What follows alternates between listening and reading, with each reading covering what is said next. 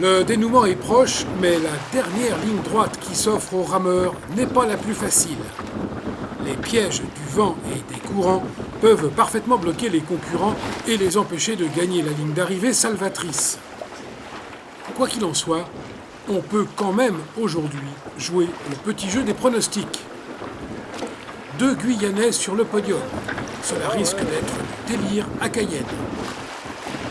Patrick Oyo tient bon sa première place et devrait, sauf pépin de dernière minute, passer en vainqueur la ligne d'arrivée de cette Bouvert-Am Guyane 2009.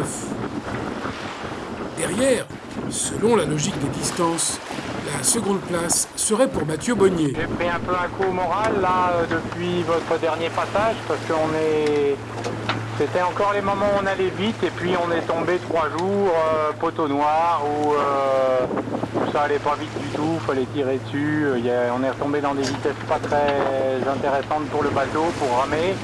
Et c'est là que Patrick a filé, donc là je me remotive. Pour Mathieu, qui se trouve être le plus au sud du groupe de tête, il reste cependant une inconnue à la situation actuelle, en la personne du nordiste Charles Bergère, qui avance plutôt assez vite et pourrait bien, si le vent et les courants sont avec lui, griller la politesse au skipper de Ils Santévet. La place de second est encore ouverte pour ces deux-là. Alors écoute, depuis qu'on s'est vu, donc ça fait à peu près 7 jours, 6 jours exactement. Pour moi c'était sans doute la semaine la plus difficile de ma vie de sportif. Donc tu vois, ça remonte à loin. Mais il fallait absolument pas que je descende sur le sud parce que en dessous d'une latitude très proche de là où j'étais, on pensait que c'était se confier au hasard que d'espérer passer la ligne d'arrivée. Alors, il se trouve que le hasard fait bien les choses puisque le vent a considérablement donné, donc s'est dirigé du bon côté, mais il aurait été dans l'autre sens. Je suis pas sûr que ni les deux premiers ni moi on passait la ligne d'arrivée. Donc, Patrick Favre, actuellement en 4e position, a bien mangé son chapeau durant la dernière semaine et doit maintenant conforter la probable 4e place en souquant ferme car le tenace Éric Lenné sur Twinéa pointe à environ 30 000 derrière. Comme en 2006, l'arrivée sur la Guyane fait peur car quelle que soit la place, chacun craint qu'un mauvais positionnement, à quelques heures de la délivrance, empêche de passer la ligne et ruine les efforts de plus d'1 an de préparation et 5 semaines de traversée.